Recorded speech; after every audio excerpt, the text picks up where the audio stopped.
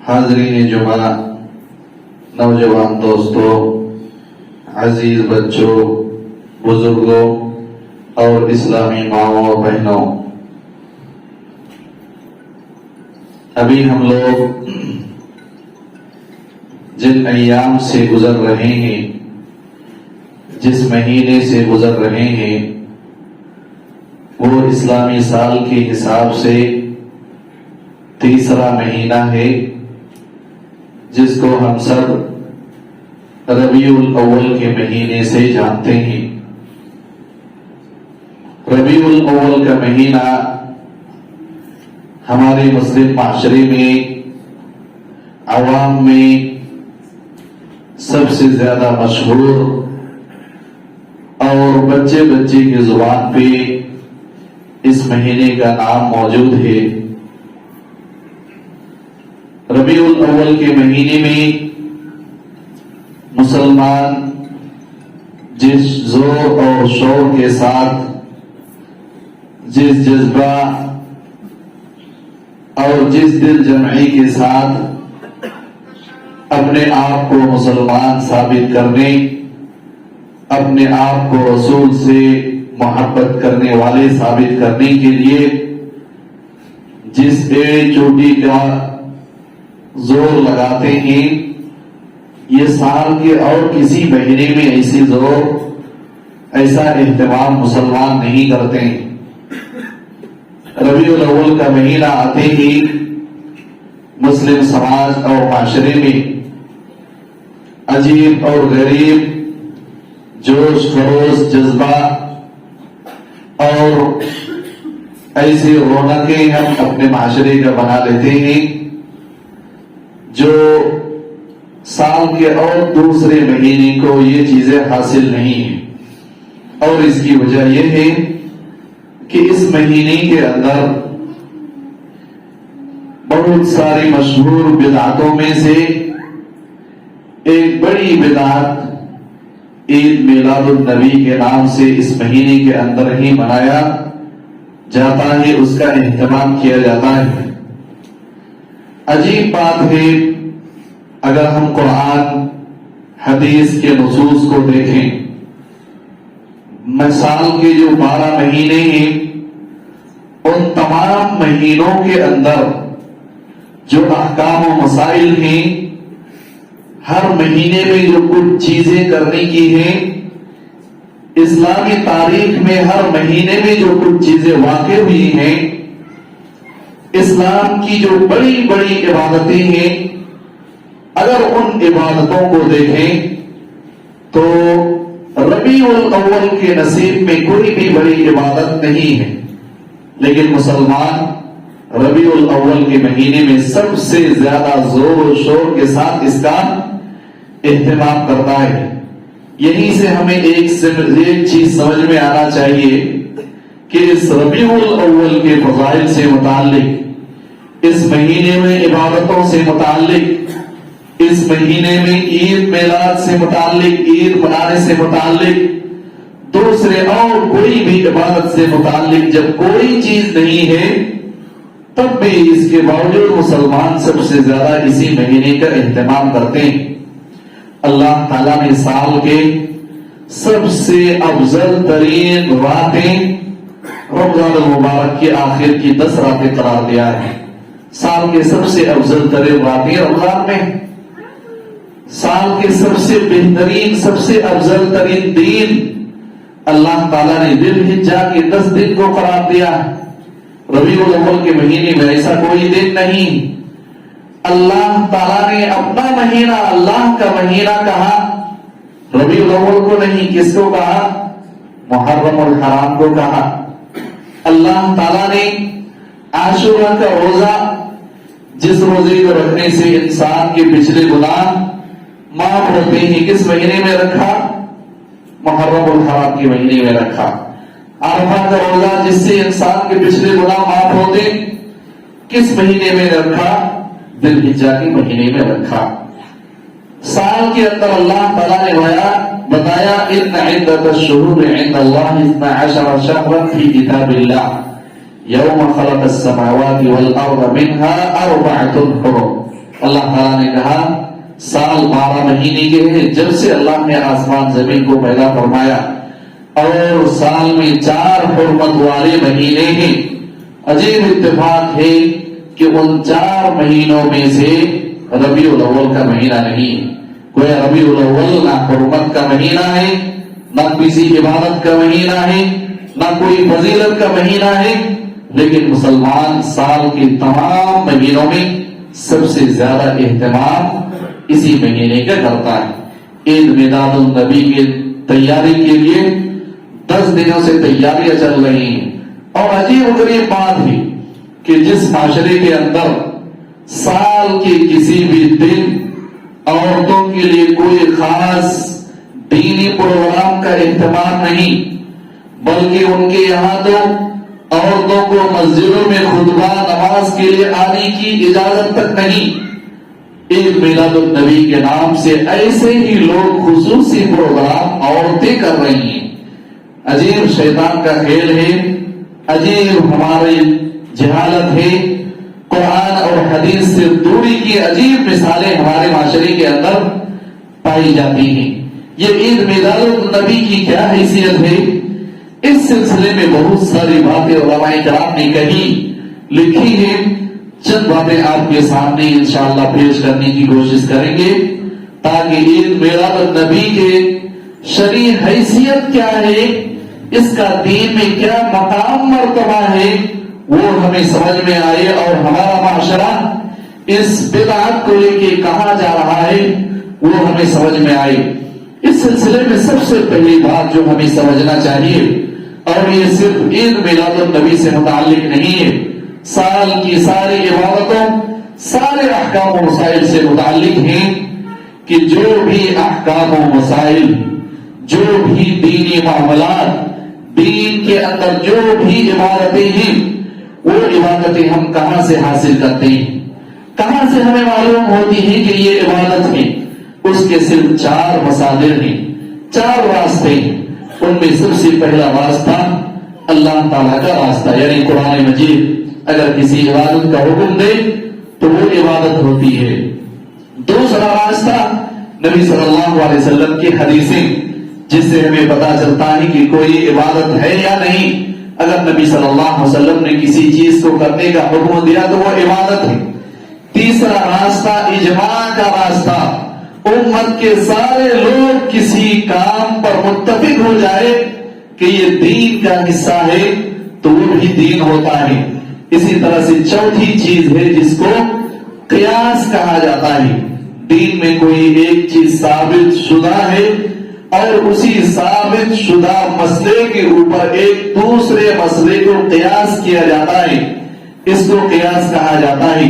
اس کے الگ الگ اصول و ضابطے ہیں، لیکن ایک بات قیاس کے سلسلے میں کہ عبادت کے معاملے میں دین کے اندر کوئی قیاس نہیں چلتا۔ یہ سارے علماء کے نزدیک عبادت میں کوئی قیاس نہیں کہ فلاں عبادت کو فلاں عبادت سے قیاس کر کے ہم نماز پڑھیں گے، ایسی کوئی قیاس شریعت کے اندر جائز اور درست نہیں ہے۔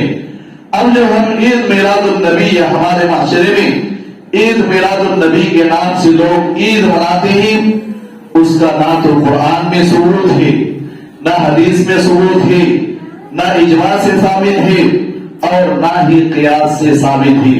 یہ جو 4 راستے ہیں دین حاصل کرنے کے، کسی بھی راستے میں عید میلاد النبی کا کوئی بھی وجود نہیں ہے۔ اس سے پتا چلتا ہے کہ عید میلاد النبی یہ دین کا حصہ نہیں ہے، یہ بدعت ہے جس کو بعد میں دین کے نام پہ داخل کر دیا گیا ہے اور لوگوں کو اس کے سلسلے میں گمراہ کیا جاتا ہے۔ ایک اور اصل، ایک اور اصول جو ہمیں سمجھنے کی ضرورت ہے، اور وہ یہ ہے کہ دین کے اندر کچھ چیزیں عبادتیں ہوتی ہیں، عبادت کے معاملے میں اصول شریعت کا یہ ہے کہ جب تک کسی بھی عبادت کی کوئی دلیل نہ موجود ہو قرآن حدیث میں، اس وقت تک ہم کسی بھی عبادت کو انجام نہیں دے سکتے ہیں۔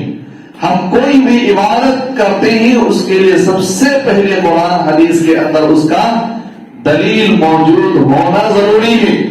اس لیے اگر کسی چیز کا ثبوت قرآن حدیث میں نہیں ہے تو وہ عبادت نہیں ہو سکتی ہے بلکہ وہ چیز بدعت ہوتی ہے. اس چیز کو ہمیں سمجھنا چاہیے.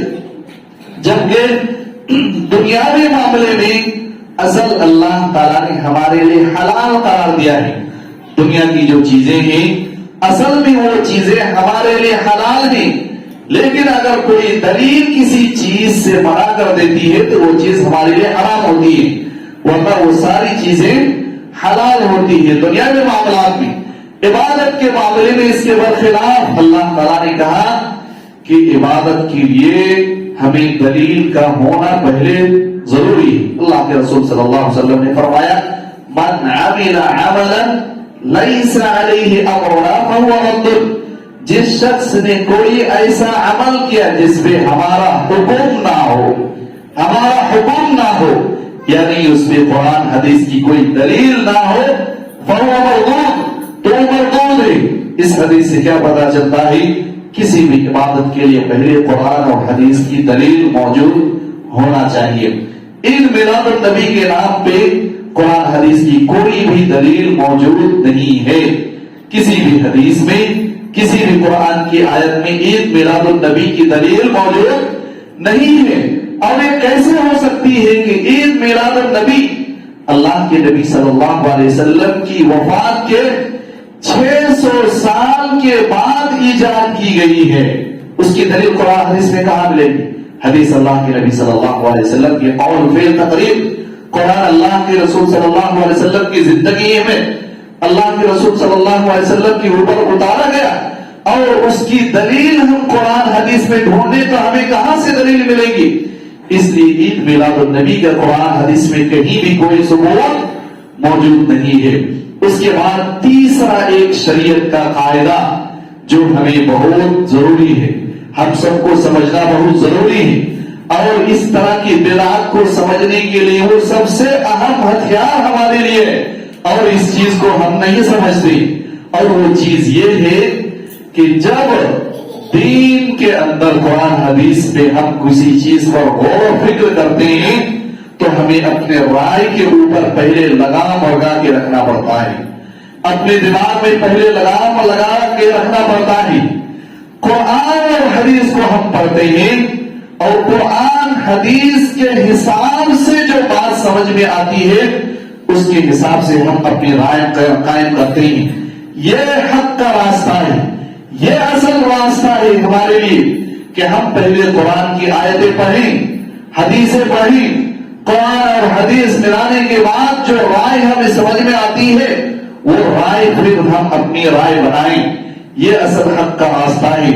اس کے برخلاف جو بدعات کا راستہ ہے، جو ہر طرح کی گمراہی کا راستہ ہے، وہ یہ ہے کہ ہم پہلے اپنی کوئی رائے اپنے ذہن میں بنا لیں اور پھر اس رائے کی دلیل ہم قرآن اور حدیث کے اندر ڈھونڈ لیں کہ ہماری یہ رائے ہے، اس رائے کے لیے ہم قرآن کی کس آیت سے دلیل لے سکتے ہیں، کس حدیث سے ہم دلیل لے سکتے ہیں. اور اس چیز کو سمجھنا بہت ضروری ہے. بلکہ علماء کرام جو اہل سنت والجماعت کی اصول ضوابط کی کتابیں لکھی ہیں ان میں ایک اصل یہ لکھا ہے کہ جو حق کا راستہ ہے وہ یہ ہے کہ پہلے قرآن پڑھو، پہلے حدیثیں پڑھو، اور قرآن حدیث کے رائے کے حساب سے اپنی رائے کو باندھ دو. یہ نہیں کہ تم پہلے اپنی کوئی رائے بنا لو، اس رائے کے لیے تم قرآن حدیث سے دلیل لو.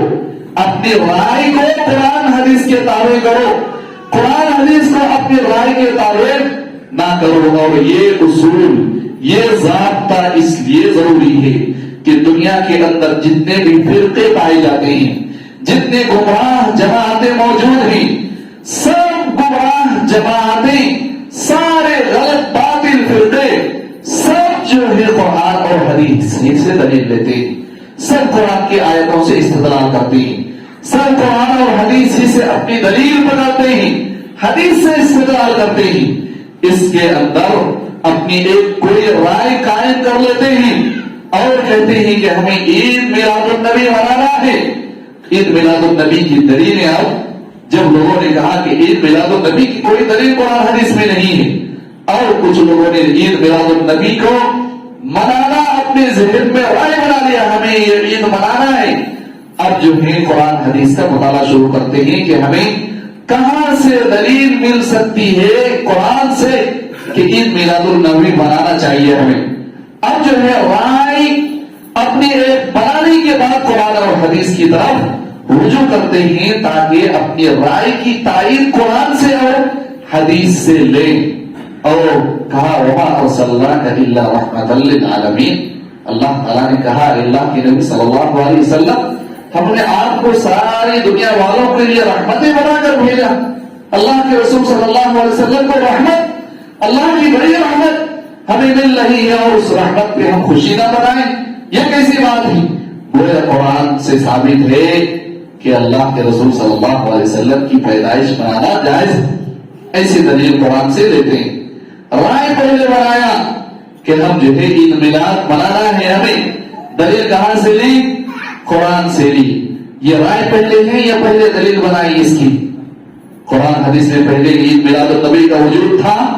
وہ خود بھی مانتے ہیں کہ عید میلاد النبی کا وجود 600 سال کے بعد آیا. اب 600 سال کے بعد ایک رائے بنا کے کہاں جا رہے ہیں؟ 600 سال پہلے جا رہے ہیں دلیل لینے کے لیے. تو یہ حق کا راستہ کیسے ہو سکتا ہے؟ قرآن حدیث میں ایک بدعت عید میلاد النبی جس کو اللہ کے رسول صلی اللہ علیہ وسلم کی 600 سال کے بعد ایجاد کیا گیا. 600 سال کے بعد ایک ایجاد کردہ بدعت کی تائید کے لیے 600 سال پہلے نازل ہوا قرآن سے دلیل لے رہے. وہ کہاں سے دلیل ہو سکتی ہے قرآن حدیث کی؟ اور یہی وجہ ہے کہ جب قرآن 600 سال پہلے عید میلاد النبی سے پہلے مکمل نازل ہو چکا, حدیثیں ساری مکمل ہو گئی اللہ کے رسول صلی اللہ علیہ وسلم کی وفات کے وقت ہی, آپ صلی اللہ علیہ وسلم کی وفات سے پہلے ہی, اسی لیے قرآن اور حدیث میں کوئی عید میلاد النبی کے نام سے کوئی باب نہیں ہے, کوئی سورہ نہیں ہے, کوئی آیت نہیں ہے. اور اسی لیے تو صحابہ کرام میں سے کسی نے نہیں منایا, صحابہ نے کسی نے نہیں منایا اللہ کے رسول صلی اللہ علیہ وسلم کی عید میلاد النبی, کیونکہ قرآن حدیث میں نہیں تھا. آج اگر آپ کسی سے پوچھیں آپ کیوں عید منا رہے ہیں تو آپ کو کیا جواب دیں گے؟ قرآن کے اندر اس کی دلیل موجود ہے, وما ارسلناک الا رحمۃ للعالمین. اپنی جو بدعت ہے اس کی تائید کے لیے قرآن سے استدلال کرتے ہیں. اس لیے مسلمانوں بھائیوں, جو اصول علماء کرام نے حق اور باطل کو جاننے کے لیے ہمیں بتائے ہیں, ان اصول کو ہمیں سمجھنا بہت ضروری ہے کہ اگر ہم اپنی رائے کے حساب سے قرآن حدیث کو ڈھالنے کی کوشش کرتے ہیں تو ایسی صورت میں ہم کبھی بھی حق کا راستہ نہیں پا سکتے ہیں. بلکہ پہلے قرآن حدیث کو پڑھ کے قرآن حدیث کے ماتحت ہمیں اپنی رائے کو رکھنا چاہیے. یہ نہیں کہ ہم اپنی رائے کے حساب سے قرآن حدیث کو سمجھنے کی کوشش کریں. اس لیے ضروری ہے کہ ایک 600 سال کے بعد جو بدعت ایجاد کی گئی ہے اس کے سلسلے میں اگر آپ کو قرآن حدیث سے کوئی دلیل دی جاتی ہے تو آپ کو گھبرانے کی ضرورت نہیں ہے, آپ کو دھوکے میں پڑنے کی ضرورت نہیں ہے. یہ ایسی ہے کہ پہلے ایک رائے بنا کے قرآن سے استدلال کر رہے ہیں لوگ, جبکہ خود وہ مانتے ہیں کہ 600 سال کے بعد اس بدعت کا ایجاد ہوا ہے. جو بدعت 600 سال کے بعد ہوا اس بدعت کے لیے قرآن حدیث کی دلیل کہاں سے مل سکتی ہے؟ اس لیے اس چیز کو سمجھنا بہت ضروری ہے. اس کے بعد ایک اور اہم چیز جس کو سمجھنا ہمیں ضروری ہے کہ اللہ کے رسول صلی اللہ علیہ وسلم کی وفات کے ساتھ ہی دین ہمارا مکمل ہو چکا ہے. اس کی گواہی خود قرآن کے اندر اللہ نے دی ہے, اليوم اکملت لکم دینکم واتممت علیکم نعمتی ورضیت لکم الاسلام دینا. آج میں نے تمہارے لیے تمہارا دین اسلام مکمل کر دیا ہے, دین اسلام کو تمہارے لیے پسند کیا ہے, لہذا دین مکمل ہے. اور اللہ کے رسول صلی اللہ علیہ وسلم کی وفات کے بعد دین کے نام پہ جو بھی کیا جاتا ہے, جو بھی چیزیں انجام دی جاتی ہیں, وہ دین کا حصہ تو بہرحال نہیں ہو سکتا ہے. اور اسی طرح سے اگر اس بدعت کو ہمیں سمجھنے کی ضرورت ہے تو ایک چیز اور سمجھنا چاہیے کہ اگر قرآن اور حدیث کے اندر اس بدعت کا کہیں ثبوت ہوتا، اگر یہ نیک کام ہوتا، یہ خیر کا کام ہوتا، اگر یہ اللہ کے رسول سے محبت کی علامت ہوتی، اگر یہ محبت رسول صلی اللہ علیہ وسلم کی کوئی پہچان ہوتی، تو سب سے پہلے اس کام کو انجام دینے والے کون ہوتے؟ صحابہ کرام سب سے پہلے اس کام کو انجام دینے والے ہوتے۔ صحابہ کرام میں سے کسی نے انجام نہیں دیا، تابعین میں سے کسی نے انجام نہیں دیا، تبع تابعین میں سے کسی نے انجام نہیں دیا، بلکہ ائمہ اربعہ ابو حنیفہ رحمۃ اللہ علیہ، امام مالک رحمۃ اللہ علیہ، امام شافعی رحمۃ اللہ علیہ، امام احمد بن حنبل رحمۃ اللہ علیہ، ان میں سے کسی نے بھی عید میلاد النبی نہیں منایا اور نہ ہی اس کا حکم دیا۔ کیسے دے سکتے ہیں عید میلاد النبی کا حکم؟ جو بدعت، جو چیز 600 سال کے بعد ایجاد کی گئی ہے، اور سارے اماموں کا انتقال، سارے لوگوں کی موت 240 پر 1 ہجری سے پہلے انتقال ہو گیا، وہ کیسے اس عید میلاد النبی کی اجازت دے سکتے ہیں؟ اور یہاں پہ ایک چیز اور سوچنے والی ہے، وہ یہ ہے کہ جو لوگ یہ کہتے ہیں، یہی عید میلاد النبی منانے والے جو یہ کہتے ہیں کہ حق جو ہے چاروں امام کے اندر ہی موجود ہے، ابو حنیفہ، مالک، شافعی، احمد بن حنبل، اگر اس سے کوئی باہر جاتا ہے تو حق میں نہیں ہے، گمراہی ہے وہی لوگ اس مسئلے میں چاروں امام کی مخالفت کرتے ہیں۔ چاروں امام میں سے کسی نے عید میلاد نہیں منایا، آپ کیوں منا رہے ہیں؟ ان امام کی اقتدا، ان امام کے پیچھے چلنا آپ ہر ایک کو ضروری قرار دیتے ہیں، حق بتاتے ہیں، انہی چاروں امام کے اندر ہی حق ہے، ان چار امام سے باہر جو گیا وہ حق کا راستہ نہیں ہے۔ تو آپ ان چار امام کی بات، ان کے نقش قدم پر چل رہے، تب بھی آپ کو عید میلاد النبی کی اجازت نہیں مل سکتی ہے۔ اور ایک اور مسئلہ کہ جب 600 سال کے بعد اس بدعت کو ایجاد کیا گیا، اس سے پہلے جو خیر القرون، اللہ کے رسول صلی اللہ علیہ وسلم نے فرمایا خیر القرون قرنی ثم الذین یلونہم ثم الذین یلونہم ثم الذین یلونہم، کہ سب سے بہترین زمانہ میرا زمانہ ہے، اس کے بعد پھر صحابہ کرام کا زمانہ ہے، اس کے بعد پھر تابعین کا زمانہ ہے۔ یہ خیر القرون 3 قرن کو اللہ کے رسول صلی اللہ علیہ وسلم، 3 صدیوں کو اللہ کے رسول صلی اللہ علیہ وسلم نے سب سے بہترین زمانہ قرار دیا ہے۔ ان میں سے کسی بھی زمانے میں اس بدعت کا نام تک موجود نہیں ہے، اس بدعت کے نام سے کوئی بات نہیں ہے، کوئی کتاب موجود نہیں ہے، کوئی کسی نے اس عید کو منایا تک نہیں ہے۔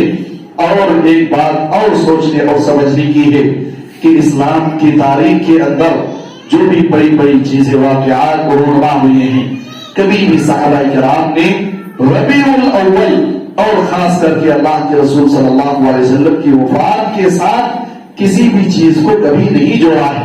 اگر اس دین کا اتنا بڑا مقام ہوتا جو مقام آج ہمارے معاشرے میں دیکھنے میں آتا، اگر ربیع الاول 12 تاریخ اللہ کے رسول صلی اللہ علیہ وسلم کی پیدائش کا دن کا اتنا بڑا مقام اور مرتبہ ہوتا دین کے اندر، جو ہمارے معاشرے میں لوگ یہ جتانے کی کوشش کرتے ہیں، تو جب صحابہ کرام رضوان اللہ علیہم اجمعین کے سامنے یہ بات آئی کہ اسلامی کیلنڈر کا آغاز کیا جائے، اسلامی تاریخ کی ابتدا کی جائے، کسی نے کہا کہ اللہ کے رسول صلی اللہ علیہ وسلم کی نبوت سے شروع کیا جائے، کسی نے کچھ کہا، کسی نے کچھ کہا، کسی نے کچھ کہا، لیکن ہجرت کا آغاز سے اللہ کے رسول صلی اللہ علیہ وسلم کی ہجرت کے تاریخ سے اسلامی تاریخ کا آغاز کیا گیا۔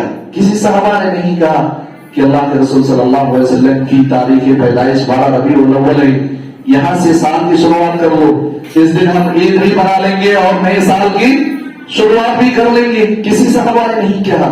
اگر یہ مقام مرتبہ اللہ کے رسول صلی اللہ علیہ وسلم کی پیدائش کا اگر جو اہتمام آج ہم کرتے ہیں صحابہ کرام کے اندر اگر یہ ہوتا تو صحابہ کرام اسی دن سے اسلامی تاریخ یا اسلامی کیلنڈر کا آغاز کرتے، لیکن ایسا نہیں کیا گیا۔ اس سے بھی ہمیں بات سمجھ میں آتی ہے کہ اللہ کے رسول صلی اللہ علیہ وسلم کی یوم پیدائش کا دن منانا یا عید میلاد النبی منانا یہ شریعت کا حصہ نہیں ہے، اس لیے ہمیں بچنے کی کوشش کرنی چاہیے۔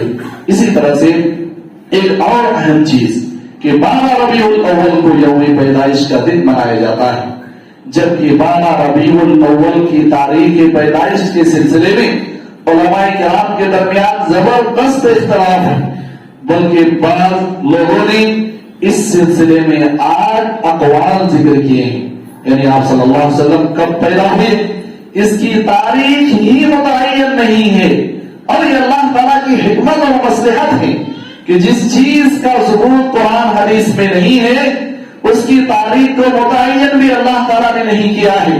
کسی نے کہا 9 ربیع الاول، کسی نے کہا ربیع الاول کا مہینہ ہی نہیں ہے بلکہ رمضان کے مہینے میں پیدا ہوئے اللہ کے رسول صلی اللہ علیہ وسلم۔ یہ حکمت ہے کہ جس تاریخ کی کوئی شریعت میں وجود نہیں، جو تاریخ ہی متعین نہیں کہ یہی 12 ربیع الاول ہی میں پیدا ہوئے، اس دن کو اس جوش اور خروش کے ساتھ منانے کا کیا مطلب؟ جبکہ جو عبادتیں دین کے اندر ہیں وہ فکس ہیں، اس میں کسی بھی مسلمان کا کوئی اختلاف نہیں ہے۔ یوم عرفہ کسی کا اختلاف ہے، عرفہ کا کسی کا نہیں، عاشورہ کا روزہ رکھنا کسی کو اختلاف ہے، 10ویں تاریخ کو رمضان محرم الحرام کی 10 تاریخ کو روزہ رکھا جائے کسی کو اختلاف نہیں۔ رمضان کے مہینے میں کسی کو اختلاف ہے کہ رمضان کا مہینہ کب شروع ہوتا ہے کب ختم ہوتا ہے، کسی کا اختلاف نہیں۔ لیلۃ القدر 21، 23، 25، 27، 29 کو ہے، کسی کا اختلاف ہے، کسی کا اختلاف نہیں ہے۔ لیکن ربیع الاول کی تاریخ جو پیدائش کی تاریخ اللہ کے رسول صلی اللہ علیہ وسلم کی ہے اس میں 8 اقوال موجود ہیں۔ کسی نے کہا 9 ربیع الاول، کسی نے کہا 8 ربیع الاول، کسی نے کہا 6 ربیع الاول، لیکن اس کے برخلاف جو اللہ کے رسول صلی اللہ علیہ وسلم کی وفات کی تاریخ ہے وہ 12 ربیع الاول کنفرم ہے۔ اللہ کے رسول صلی اللہ علیہ وسلم کی وفات کی تاریخ یہ 12 ربیع الاول ہے، لیکن تاریخ پیدائش کے سلسلے میں کوئی بھی بات متحقق نہیں ہے۔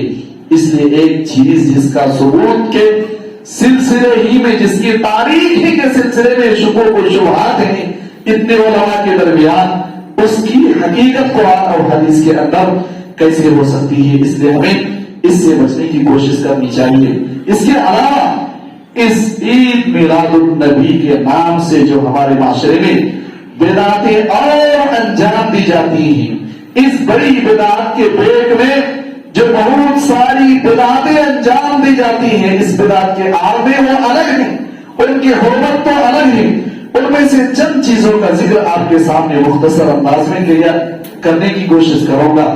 ان میں سے ایک چیز یہ ہے کہ 12 ربیع الاول جب ہم عید میلاد النبی مناتے ہیں تو اس میں اللہ کے رسول صلی اللہ علیہ وسلم کے لیے مجلس منعقد کی جاتی ہے، اور یہ عقیدہ رکھا جاتا ہے کہ اللہ کے رسول صلی اللہ علیہ وسلم آ کے ہمارے مجلس میں حاضر ہوتے ہیں، اور یہ عقیدہ باطل عقیدہ ہے جس کا قرآن اور حدیث کے اندر کوئی ثبوت موجود نہیں ہے۔ اللہ تعالیٰ نے فرمایا إِنَّكَ مَيِّتٌ وَإِنَّهُمْ مَيِّتُونَ ثُمَّ إِنَّكُمْ يَوْمَ الْقِيَامَةِ تُبْعَثُونَ۔ اے اللہ کے نبی صلی اللہ علیہ وسلم، تمہیں بھی مرنا، تمہارے ساتھ ان کافروں کو سب کو مرنا، اور سب کو کب زندہ کیا جائے گا؟ قیامت کے دن دوبارہ زندہ کیا جائے گا۔ اللہ کے رسول صلی اللہ علیہ وسلم کی وفات ہو گئی، اور وہ حاضر ناظر نہیں، وہ حاضر نہیں ہو سکتے، آ نہیں سکتے، دیکھ نہیں سکتے۔ اللہ تعالیٰ ان کو دوبارہ قیامت کے دن زندہ کرے گا۔ اسی لیے اللہ کے رسول صلی اللہ علیہ وسلم نے بھی حدیث میں بیان فرمایا أَوْلَا أَوْلَ مَنْ يُكْشَقُ عَنْهُ الْأَرْضِ۔ اللہ کے رسول صلی اللہ علیہ وسلم نے فرمایا قیامت کے دن میں پہلا شخص ہوں گا جن کی قبر پھٹے گی، اور میں سب سے پہلے قیامت کے دن اٹھوں گا۔ اللہ کے رسول صلی اللہ علیہ وسلم قیامت کے دن اٹھ کے آئیں گے، ہر مجلس میں آ کے وہ حاضر نہیں ہوتے، اس لیے اس بات کا عقیدہ رکھنا ہی غلط ہے کہ حاضر اور ناظر اللہ کے رسول صلی اللہ علیہ وسلم ہمارے مجلسوں میں حاضر ہوتے ہیں۔ اسی طرح سے اس عید میلاد النبی کی بدعت میں یا اس کے آڑ میں ایک اور گناہ کا کام جو انجام دیا جاتا ہے وہ فضول خرچی ہے۔ وہ فضول خرچی آپ دیکھیں ہر جگہ عید میلاد النبی، جشن عید میلاد النبی، اور اس طرح کے بڑے بڑے پوسٹرز فضول خرچیوں میں، ایک بدعت کو رواج دینے میں، اس کو منانے کے چکر میں لاکھوں کروڑوں کا خرچ کیا جاتا ہے. اور صرف یہ بینر اور پوسٹرز نہیں بلکہ اس کے لیے یہود و نصارہ کا طریقہ اختیار کر کے لوگ پٹاخے، ڈھول، تماشے، یہ ساری چیزیں اس عید میلاد النبی کے نام سے کیا جاتا ہے. کیا یہ محبت رسول ہے؟ کیا یہ محبت کی علامت ہے رسول اللہ صلی اللہ علیہ وسلم سے؟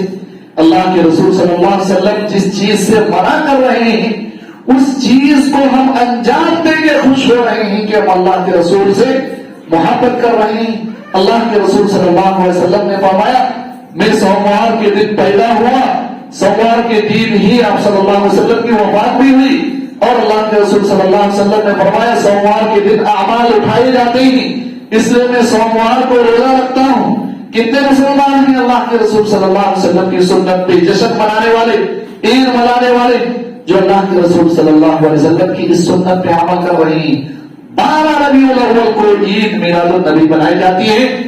13 ربیع الاول، 14 ربیع الاول، 15 ربیع الاول کی سنت ہے اللہ کے رسول صلی اللہ علیہ وسلم کی 3 روزہ رکھنے کی.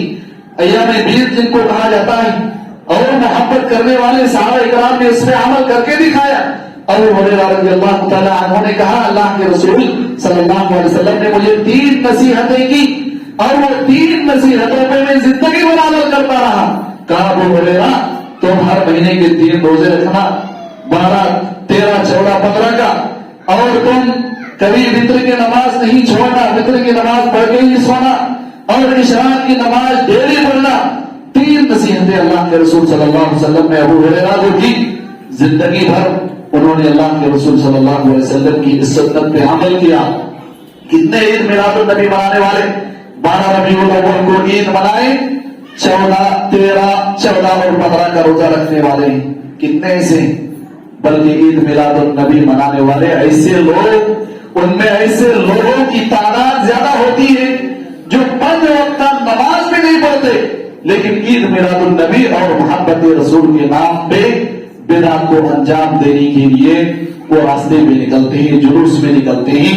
یہ ساری چیزیں ہمیں مجبور کرتی ہیں کہ اس کا اسلام سے کوئی تعلق نہیں ہے.